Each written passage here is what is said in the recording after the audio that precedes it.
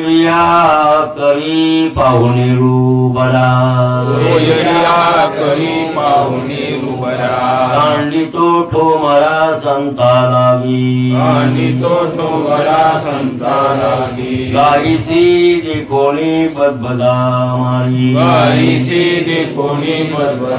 मारी घोड्याची चाकरी गोड लागे पुढे पाणी विशिशी तसे उदंड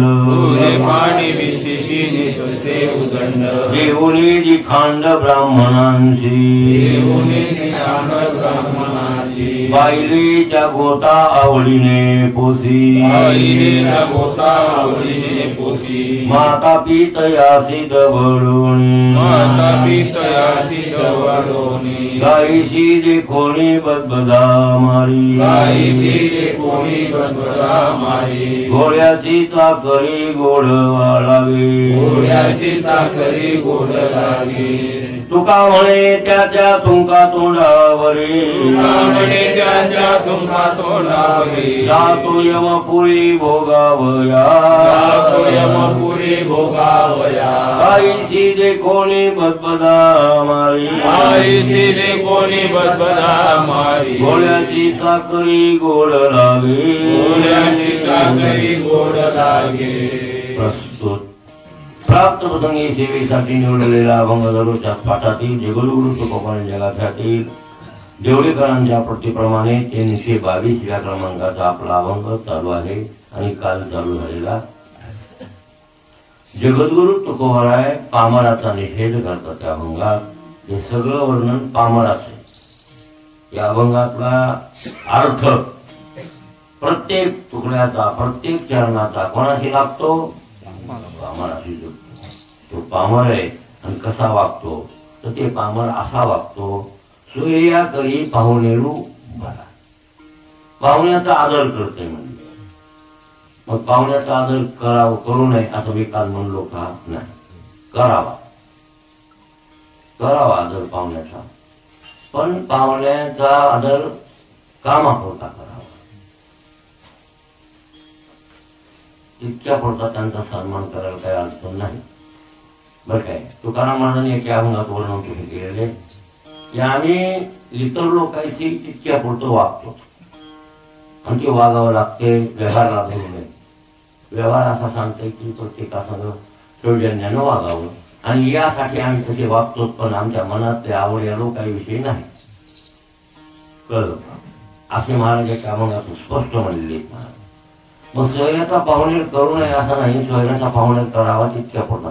पण आपण काय इतका सोयऱ्याचा थाट करतो त्या मानानं संतांचा काहीच करीत नाही. संतांना जेव्हा करायचं असलं वार करायला तर काली तो ठोमरा संता लागी. पाहुण्याला पाची पक्वान जेवाय करतात लोक, आवडीनं करतात.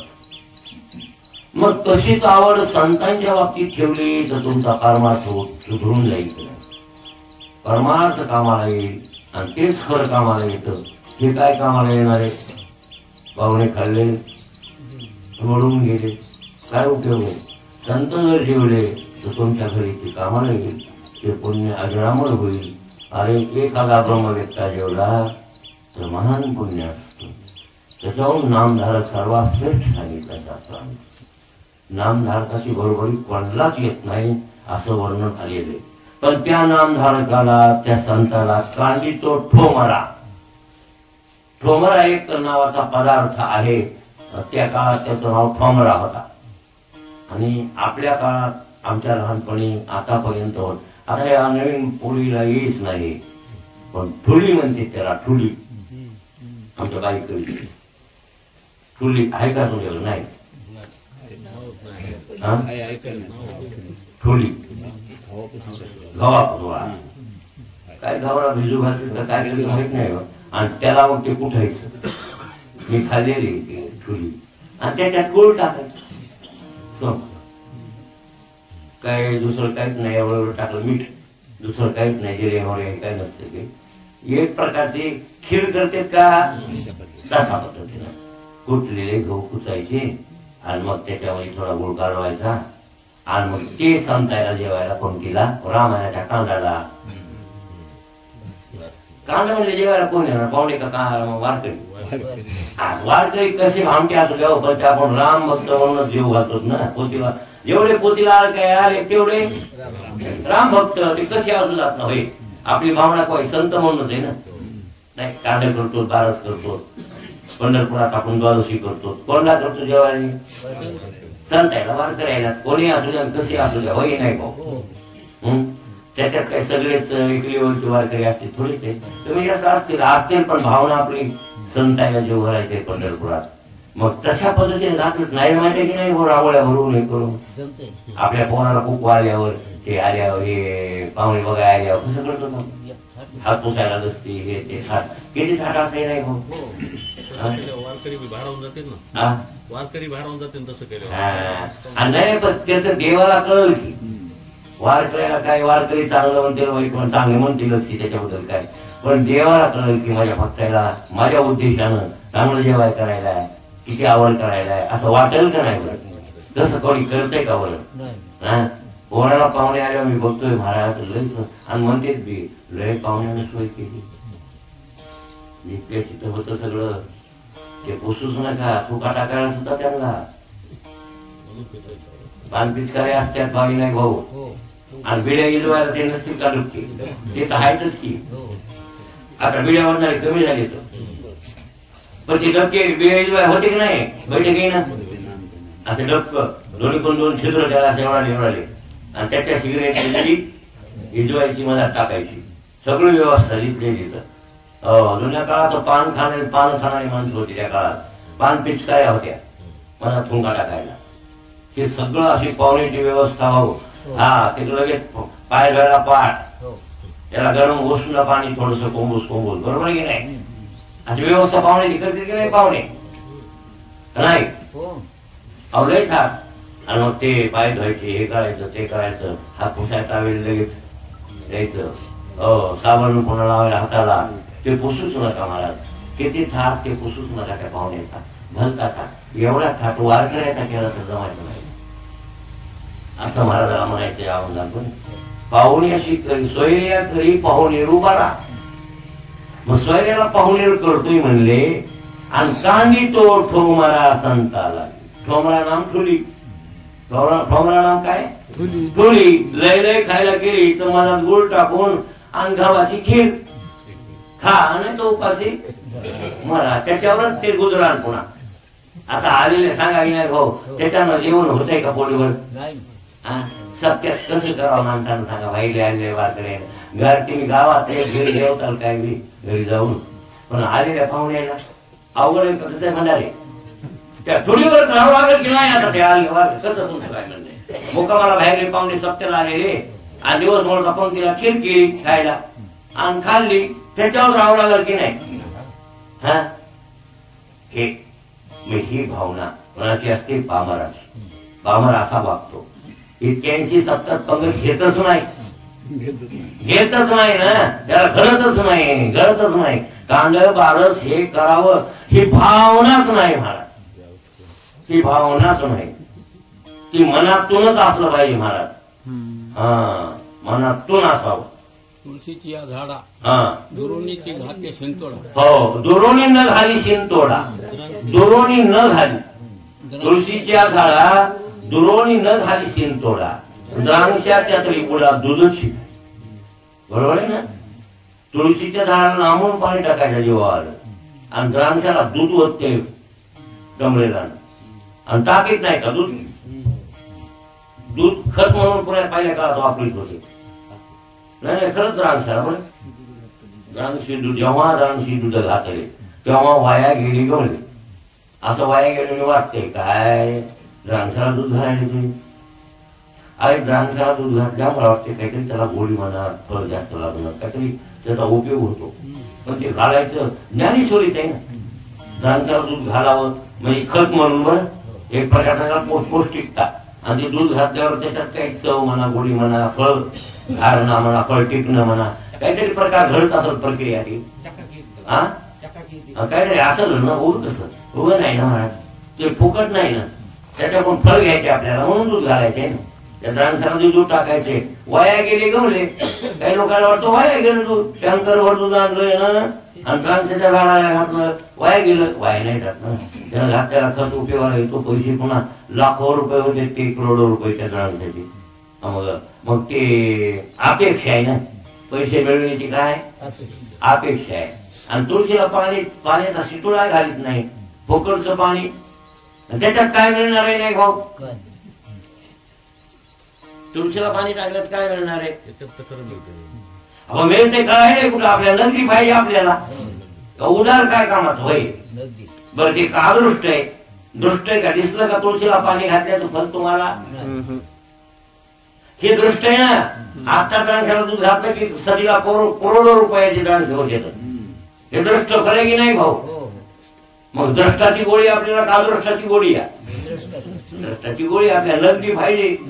हा, तुळशीला पाणी घालण्यात काय व्हायचं ते होईल, पण शास्त्र सांगते त्याच्यावर विश्वास ठेवावा लागते. संतांच्या बोलण्यावर विश्वास ठेवावा लागते. आपला विश्वास आहे का संतांवर? आणि असल्यावर आपण वागणारच ना. मग तर तुळशीला पाणी बिनचूक घालणार म्हणजे घालणारच, चुकू देणारच नाहीत ना महाराज.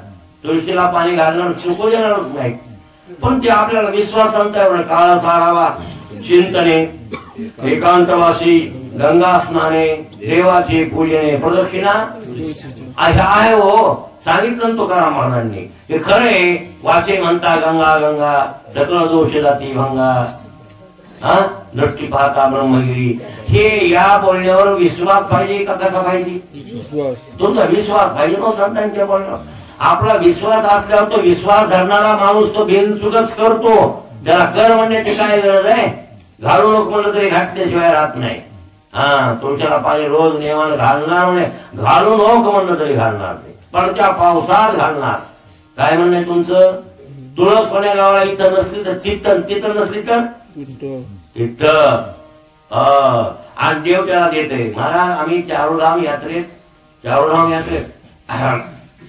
सगळेच क्षेत्र वैष्णवांचे नसतात. आता तुळशीची कमतरता नाही पंढरपुरात, आहे का? तुळशीला पाणी घालायची अडचण काय? तुळस कुठे हुडकाव अशी अडचण आहे का? पंढरपुरात पावला गणेश तुळस आहे, काय अडचण आहे का पंढरपुरात तुळशीला पाणी घालायची?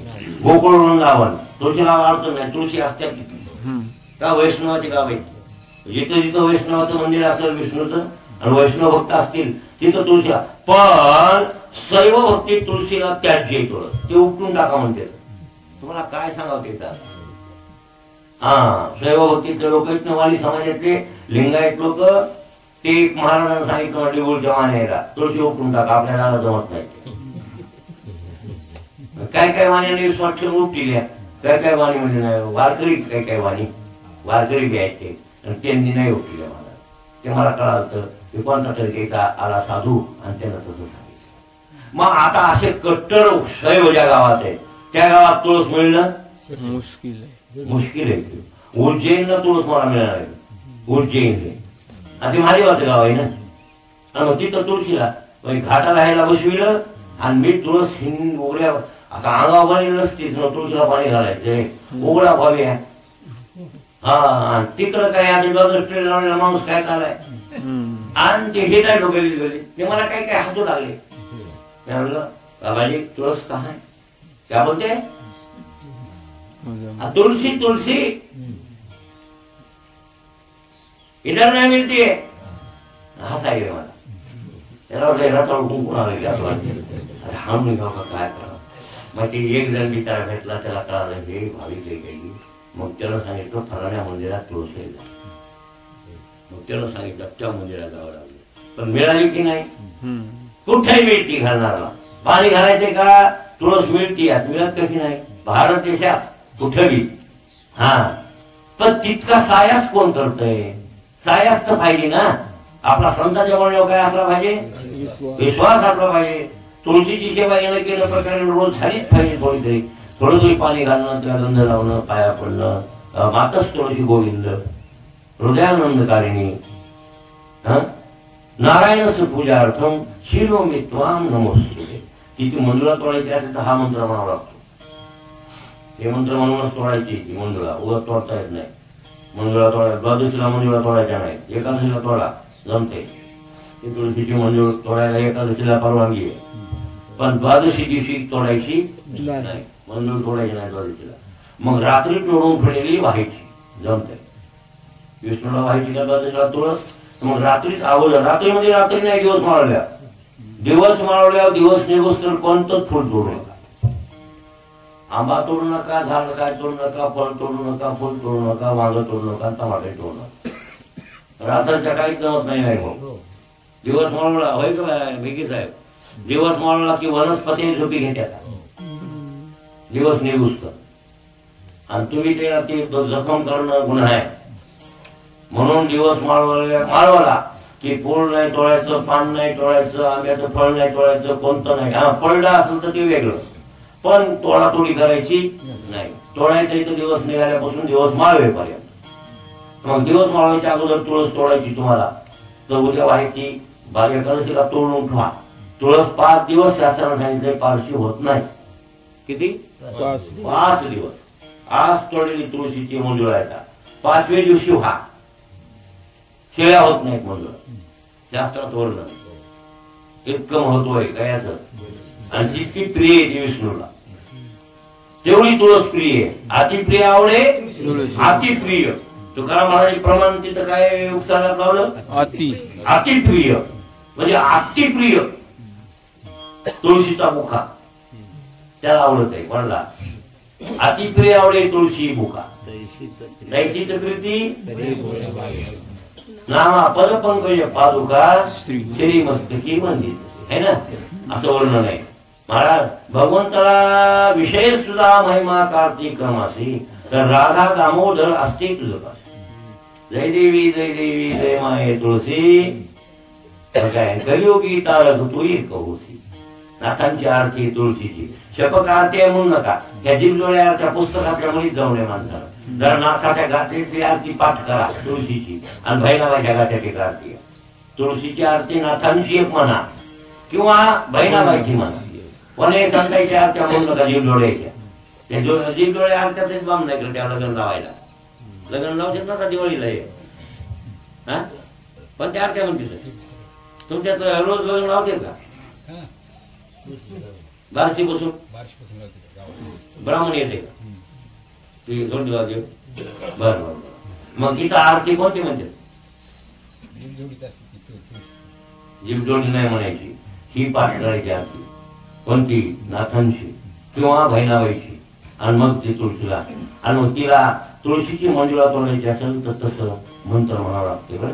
मातच तुळशी गोविंद हृदयानंदकारिणी नारायणशी पूजार्थम शिनोमी त्वाम नमस्तुते. मी तुला शिनोमी नाम तोडायलो, तुला माझा. आणि कशासाठी तोडायलो? नारायणस्य पूजार्थम. नारायण नाम विष्णू, त्याची बी पूजा करण्यासाठी तुला तोडायलो. मला कृपा कर असं म्हणायचं आणि मंजूर तोडायचं. आता हे मंत्र तुम्हाला येत नाही आणि तुम्ही शीख संस्कृत शिकत नाही, मग एवढं तरी म्हणा पाया पडतो माते मी विष्णूची पूजा करण्यासाठी तुला तोडायलो. तोंडाला असं मराठीत म्हणा, कोण्या भाषेतून म्हणलं तरी तिला कळतंय, तिला ऐकू येते मराठी. आणि तिला 56 भाषा यायच्यात बनला. 56 भाषा कळल्या की नाही भाऊ? इंग्रजीतून म्हणलं तरी जमतंय. तर आता इंग्रजीतून वाक्य एखादं लोकांना इंग्रजीत केलं तरी जमतंय. आणि तिला कोणती भाषा? तिला म्हणजे देव आहे ना तिच्या खाली, त्या देवाला सगळी भाषा कळती. असं एकंदरीत असं तुळशीला पाणी घालण्यात अदृष्ट फल मिळते, तुमचा उद्धार होतो, विष्णूची प्राप्ती तुम्हाला. हे सगळं खरं आहे, पण आमचा संतांच्या बोलण्यावर काय असला पाहिजे? विश्वास. आणि विश्वास नसेल तर मग परमार्थात कुछ कमी. मग आपला विश्वास नाही म्हणून तर पाहुण्याचा आदर करतो, दोस्तायचा सज्जनाचा सज्जन दोस्तायचा आदर करतो, आणि संतायला ठोंगरात आणतो. एकंदरीत पहिली गोष्ट तर संतायला जेव घालल्याबद्दल आट्या गाठ्याच घेता का कांद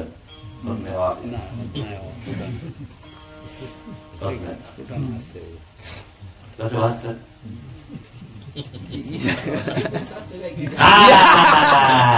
म्हणला म्हण हे फसला बघा. नारोडीचा भास्कर कांदा घेऊन फसला. सांगतो तुम्हाला त्याची स्टोरी. महाराज पोटातच खळखळ करते, काय उपयोग आहे माझ्यापाशी येऊन यायचं? म्हणजे आणखी ह्याच्या हृदयात भक्तीचा अंकुरच फुटला नाही, फक्त ते संसाराची जेवढी ओढ म्हणल्यावर काय उपयोग होता? आमच्या अंतरानं बसायला काय लागतं माहिती का?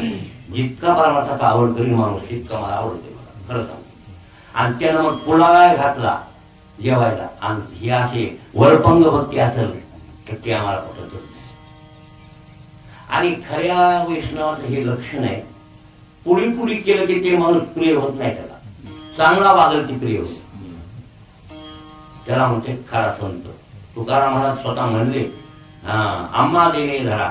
सांगत होते महाराजाला काही देत होते काही लोक, त्या का हे खा महाराज, ते घ्या महाराज, दूध प्या महाराज, ताम खा महाराज, आंबा खा महाराज.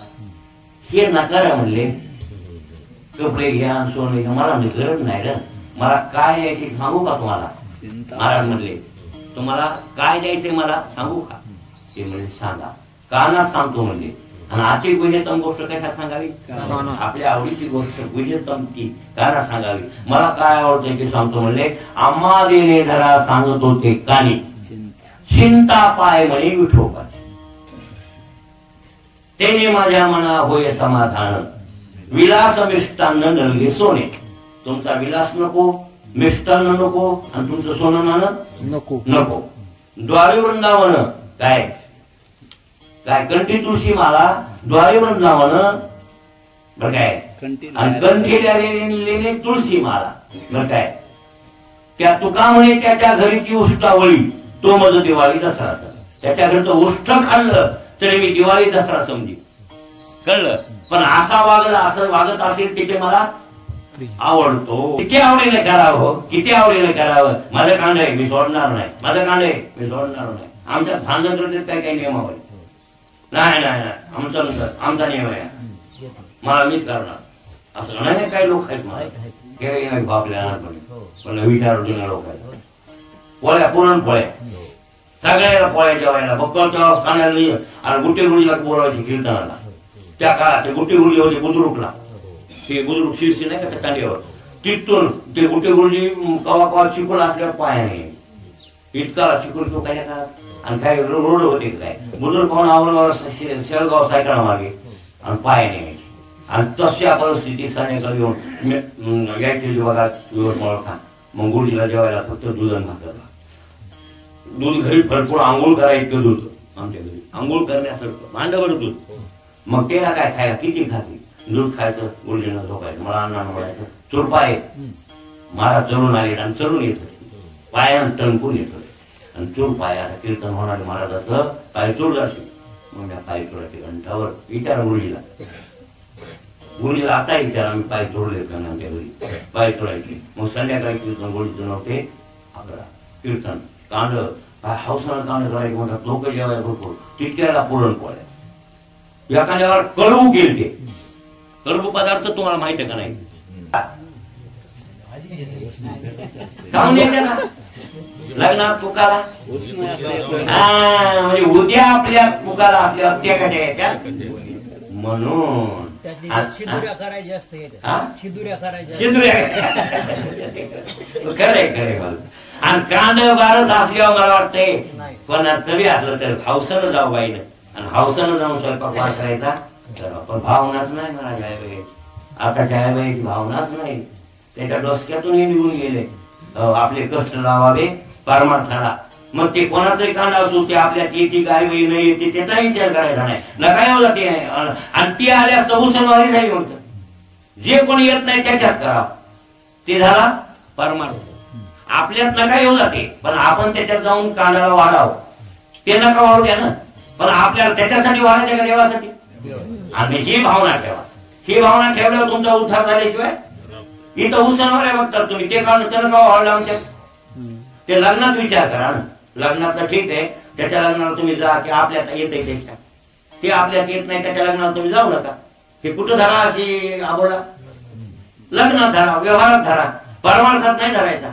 परमार्थात कांड भारत आहे का, त्याचा सप्त्यातली पंगत आहे का, परमार्थ आहे ना, देवासाठी करायचे. मग ते आपण देवासाठी वाढणं करणं ते करणं, जसं आपल्याला सेवा घडेल तशी करावी, ही परमार्थ आहे महाराज. पण ही भावना गोंदावलेकर महाराज महाराज त्या बायाला मला सांगितलं, मी गेलतो गोंदावले माहिती का इकडे हो सोला धैवडी महादेवाच्या पलीकडून गोंदावले की महाराज आहेत ना गोंदावले का महाराज म्हणून या. लय मोठं संस्थान आहे महाराज. जसं शेगाव सर्क झाले मागून शेगावच्या माग रोज पंक्ती फुकट जेवायला. आता जेवायला जातो किती माणसं जाऊ द्या संध्याकाळी जेवायला पंगत असते आम्ही जेवत म्हणून फुकट. ब्राह्मण वाढते ब्राह्मण कपडे काढून तिथं ब्राह्मणच वाढायला वाढल्या. ब्राह्मण मंडळी ते सगळे वाढतात. गोंदावळेकर महाराज ब्राह्मणच होते. राम भक्त कसे होते ते राम भक्त ते सातारा जिल्ह्यात लय मोठं संस्थान बक्कल बिल्डिंग बांधतात. किती भक्त लोक होते उतरायला याला त्याला ते मंदिर मोठं. जसं इकडं समर्थ स्वामी अक्कलकोट, इकडं गोंदावले हे शेगाव शिर्डी आपल्या महाराष्ट्रातले संस्थान सांगायचं चांगले चांगले देवस्थान आहे ते. गोंदावलेकर महाराज तिथं बाया मी गेलतो दहीवायला विचार ना गेलतो त्या गावात. मग मोठा मुक्काम होता त्या गल्ली बोळात थोडं म्हणलो एका टक्क्यावर बाया बसल्या होत्या म्हाताऱ्या त्यांना थोडी माहिती होती महाराज ते जुन्या बायाला. आताचे महाराज 100 वर्षाच्या अलीकडची गोष्ट आहे.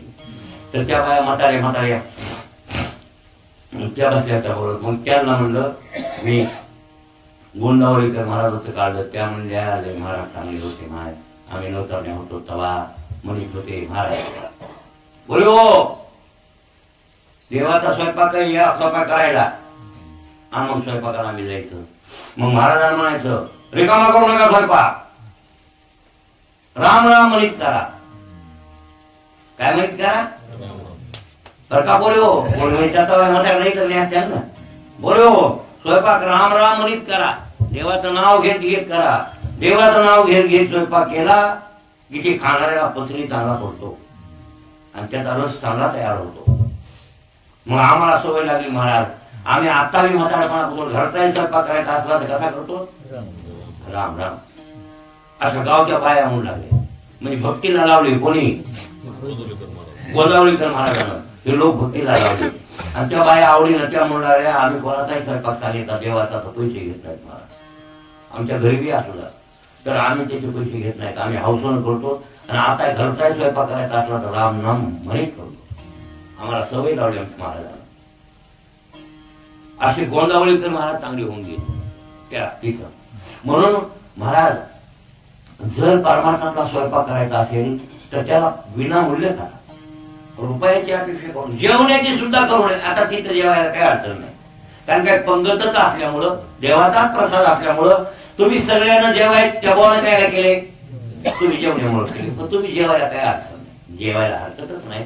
जेव्हा पण अपेक्षायुक्त ठेवू नये. मला जेवण घातलं नाही मी स्वयंपाक केला एवढं मला विचारलंच नाही मला भाडणच केलं नाही हे हलकटपणे डोक्यात ते काढून टाका. भाडण तर नेऊच नका दिलं तरी नेऊ नका.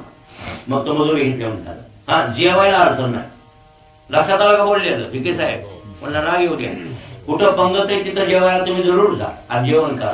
तिथलं भाडण नेऊ नका घरला आणि गरीब कोणाला खाऊ घालून बसू नका. दोष लागतो परसद म्हणून हा परसाद म्हणून नाही त्या परमार्थातलं अन्न घरला नेलं विनामूल्य घरच्यानं फुकट खाल्लं त्या खाणाऱ्याला पाप आहे.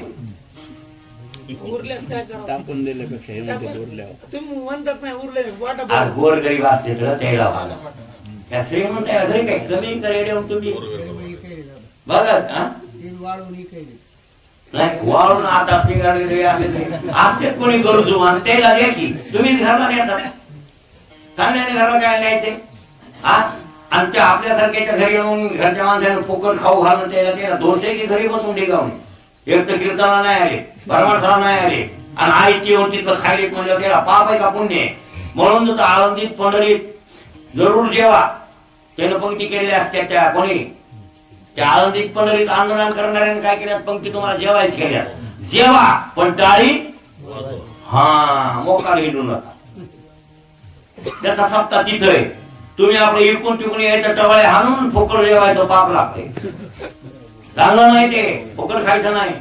मग तिथं कीर्तन ऐका तिथं भजन करा तिथं काहीतरी सेवा करा नाही दुसऱ्या भराव का त्याच्याबद्दल तुम्हाला इथला महाराज चांगला नाही असा वाटतं म्हणजे कीर्तन जरा तिकडं महाराज कीर्तन जाय काय अडचण नाही. पंढरपुरात कुंकर्णी कीर्तन नाही केलं, फक्त देवाचं चिंतन करा, प्रदक्षिणा करा, चंद्रभागेचं स्नान करा, तिथलं अन्न खाऊन टवाळे हानी फिरू नका. कळलं का? असा परमार्थ अंगात जरा उतरू द्या म्हणजे जमते. आणि आवडीनं करा. काय उपयोग आहे? तुम्ही पाहुण्याला चांगलं करता आणि साधू संतांची आवड कर. जसं तुम्ही पाहुणे आल्यावर हातात टावेल देणं, पुसणं, हे करणं, ते करणं, थाटण, लग्नात त्याच्यात करता, तसाच तुम्ही आणि परमार्थाच्या पंक्तीला थाट करावं अशी अपेक्षा कोणाची आहे? त्यांच्या बोलण्यातच कळायला की कांडी तो ठोमरा संताला, संताला ठोमरा काढतय म्हणले, म्हणजे ठुली करते. ठुली ठुली गावाची ठुली म्हणते त्याला, गावाची ठुली. आणि ठुली जेवाय करते, खा नाही तर मातीत का. पोट भरू का तुमचं? न भरू, आम्हाला घेणं देणं नाही. अशा प्रकारे वागते. तो कोण असतो? पामर. पामर असतो. म्हणून संतांना जेवायला आवडीनं करावं. म्हणून शास्त्रात सांगितलंय अन्नदान महदान. अन्नदान कसं आहे? महादान आहे. फक्त याच्यावर एकच दान श्रेष्ठ आहे, विद्यादान. अन्नदान एकच दान श्रेष्ठ आहे. कोणतं? विद्यादान. अन्नदान, गोदान, गोदान, सुवर्णदान, विद्यादान. 5 प्रमुख दान शास्त्रात सांगितलं. प्रमुख दान किती आहेत? 5. हे नाही भाऊ. त्यात सगळ्यात श्रेष्ठ विद्यादान आणि दुय्यम दर्जाचा अन्नदान. दुसरा नंबर आहे अन्नदान. तुम्हाला त्याची सांगितलं की अन्नदान नाही केलं तर मळ खवडा नाही. हा, त्याचं नाव काय म्हणलो? राजा कोणता? पाठ केला. तुमच्या डोक्यात पक्का बसला आहे हो. पक्का बसला श्वेत नावाचा राजा. आणि त्याला ते पूर्ण ऐकू आवडून आलो, म्हणून ते मला संदिग्ध प्रश्न केला, म्हणून डबल मला सांगावं लागलं. मला श्वेत राजा आहे, खरं तर अन्नदान नाही केलं तर स्वतःचा प्रेत खावं लागलं, स्वर्गात जाऊन उपयोग झाला नाही. काय उपयोग? तशी गत होऊ नये. अन्नदान जरूर केलं पाहिजे. आणि अन्नानं काय होते महाराज? भूत यज्ञ होते. कोणता यज्ञ? भूत. तृप्ती होती माणसाची. काय तुम्ही म्हणा काय? उदानी कवल घेता नाम घ्या, सहज आवन होते नाम घेता मुखाचे. जीवन करी जीवित्व अन्न हे पूर्ण ब्रह्म, आणि उदर भरणं नो हे जाणी जे यज्ञ करणं. हे पोट भरणं नाही भाऊ. यज्ञ म्हटला जठराग्नी तृप्त करतो आपण जेवणामध्ये. त्याच्यासाठीच आपल्याला ताटाला पाणी फिरवून ब्रह्मार्पण ब्रह्माविर ब्रह्म ब्रह्मणावकम ब्रह्मयोगन गंतव्य ब्रह्मकर्म समाधीना हा यज्ञ आहे. आणि त्याच्या पुढे प्राणाय स्वा, अपानाय स्वा, व्यानाय स्वा, उदानाय स्वा, समानाय स्वा असं म्हणावं लागते. हे पंचप्राणाला आहुती द्यावी. आणि ती आहुती देऊनच मग ते असं पाणी घेऊन आणि नंतर ते जेवण करायचं. म्हणजे पंचप्राणाला आहुती म्हणजे काय झाली? यज्ञ झाला. आणि प्राण वायून अग्नी याचा संबंध आहे. वार फुकल्याशिवाय अग्नी पेटतच नाही ना. हे मधले वारे एक म्हणून अग्नी ते होत आहे. वारे इजल्यावर अग्नी इजला. वारं गेलं की अग्नी सांगे देहीचा अग्नी गेला तर देह नव्हे चिकल ओला. मधातला अग्नी गेला गरमपणा, उष्णता आहे मधात, आणि ते गेल्यावर चिकल ओला. मग ओला चिकल आहे ते नासून जाते कोण. म्हणजे मग त्या अग्नीला तेव ठेवाय कोण काम करते? प्राण, अपान, व्यान हे वारे. मग त्या प्राणाने आपण असे फुकी देतो आणि अग्नी तेवत राहतो, खाल्लेलं पचवितो. त्या अग्नीला आहुती द्यायची ना. मग काय झालं? हे यज्ञ, हे वेष्टी यज्ञ. आपलं आपलं ताटाला पाणी धरून जेवण करणं वेष्टी, आणि बकळ लोकांना जेव घालणं समष्टी यज्ञ. लक्षात आलं? असा समष्टी यज्ञ होते. कशात? पंक्तीत अन्नदान केल्यावर. आणि त्यातली त्यात हे अन्नदान परमार्थातलं व्हा. कुठलं व्हाव? म्हणून भास्कर कांड सोडू नको कवर. पण कसं करणार? डोंगरा काढणार का कसं? वर्ष पकवान बदलून करणार. याचा आलू वडी केली चिवडा पिवडा नाही. थोडा तरी हे करता मिष्टान्न, थोडं तरी आवडीनं. हा, प्रेम मन लावून. जणू काय आपली जावाई घेवाई आले तसे आवडीने जेव घालला करायला. खरं हो, मात्र खरं बोलायलो. इथं महाराज निषेध करायचं. पाहुण्याचा आदर करतोस बाबा, आणि संतायला काय काढतोस? ठोंबरा. तुला उपत आहे? पामर आहेस तू असं महाराज म्हणणं आहे. हे पामर माणसं येतात काय? हे पामराचं वागणूक आहे. म्हणून संत महात्म्यांना जेवायला आवडीने केलं पाहिजे, हे निश्चित आहे महाराज. आणि संत जेवल्यावर फारता म्हणून तर आहे दानन माझी जाण अतिश्रेष्ठ अन्नदान. दिनासी देवोनी सन्मान आणि द्यावे सदन अतिश्रद्धा. दिनाला सन्मान द्यावा. सन्मान दिन म्हणजे कोण? जेवण. खरं तर अर्थ होता द्यावे दान खरे पुण्य. पण आपण असायला बोलवितो म्हणला की चांगले मोठे असेल गावातले प्रतिष्ठित या आणि एखाद्याला वाटायला मी बळत जाऊन जेवावं इतकं वाटायला म्हणणार पण येणार लाजायला तर त्याला कोणी जेव्हा म्हणणार. खरं तर अर्थ होता दान द्यावं ना, त्याला जेवण्याची गरज आहे, मग त्याला जेव घाला. लक्षात आलं का? पण इथं आपण अर्थ होता देत नाही की नाही भाऊ? माना पान सन्मानात त्या लोकांना होय काय होत तसंच आहे, तसंच करतो महाराज. तसं नसावं. दिनाला सन्मान द्यावा आणि त्याला कदन्न देऊ नये, सदन्न द्यावं. म्हणतात ना कदन्न वेगळं आणि सदन्न मिष्ठान्न बरं काय आमान्न नाही. पक्वान्न आणि आमान्न. पक्वान्न म्हणजे पकविलेलं आणि आमान्न म्हणजे कच्च. मिष्ठान्न म्हणजे गोड असलेलं स्वीट. त्याला इंग्रजी भाषा आहे काही नाही का? हे स्वीट आता नवीन वाढ आहे शब्द, पहिला नव्हता.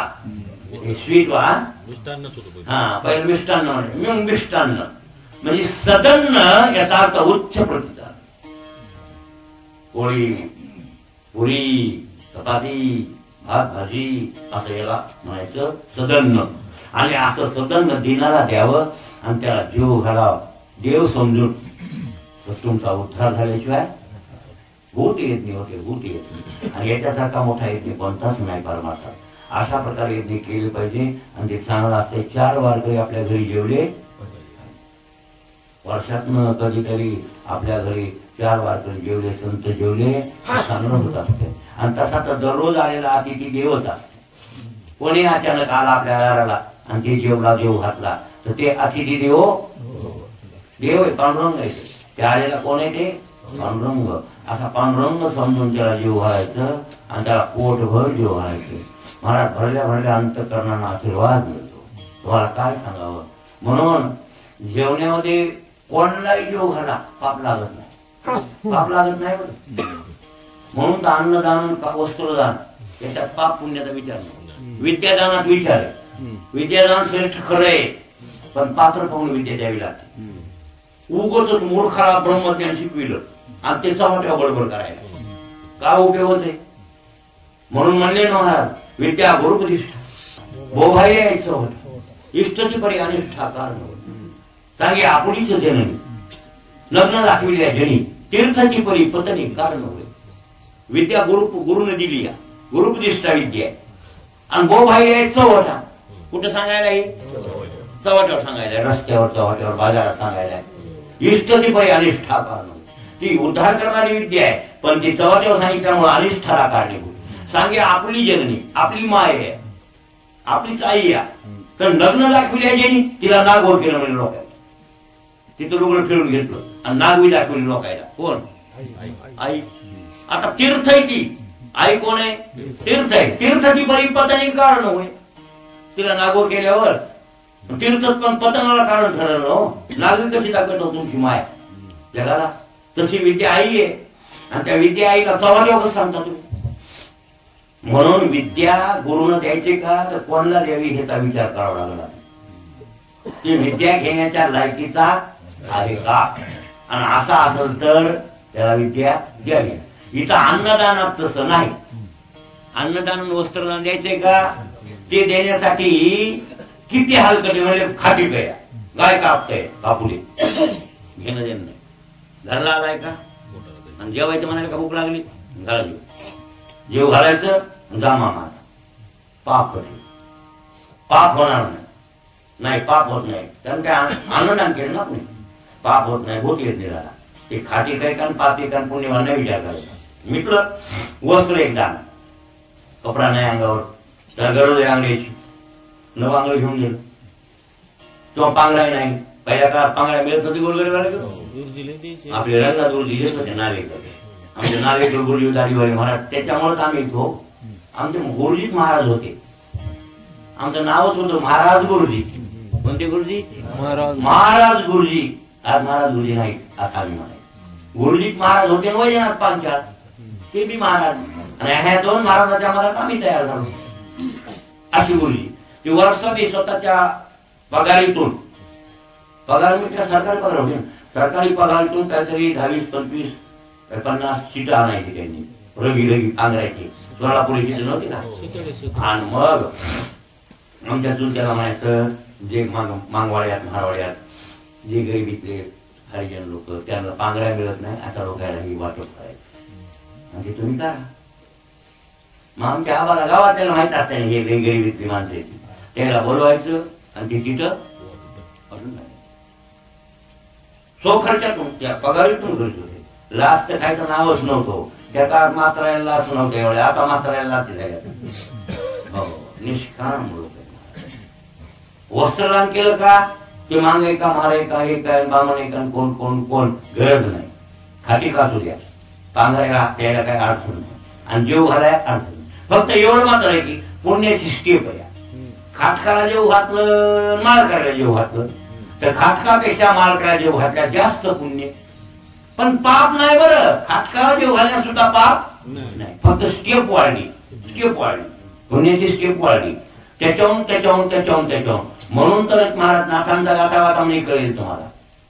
हा ते गावढळ ब्राह्मण एक जेव घातला म्हणता.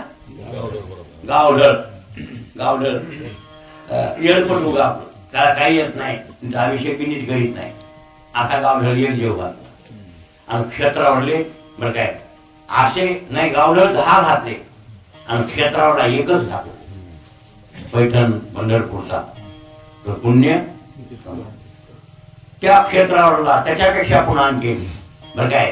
पंडित असे क्षेत्रावरले 10 घातले तर एकच पंडित जेव घातला तर त्या 10 इतकं पुण्य एका पंडिता. असे 10 पंडित जेव घातले, एकच आचार्य कोण आचार्य पदवी कमविलेला ब्राह्मण असा जेव घातला. तेवढं 10 इतकं पुण्य आचार्य जेव घातले. असे 10 आचार्य जेव घातले नाही भाऊ. किती? 10. असे 10 आचार्य जेव घातले एकीकड. आणि एक काय नाही ब्रह्मवेत्ता, एक ब्रह्मवेत्ता एक. असे 10 ब्रह्मवेत्ते एकीकड आणि एक नामधारक एक. मोतीराम महाराजासारखे लक्षात आलं. मोतीराम महाराज कोण आहे? आम्ही नामाचे नेनो प्रकार आणि सर्व भावे एक विठ्ठल.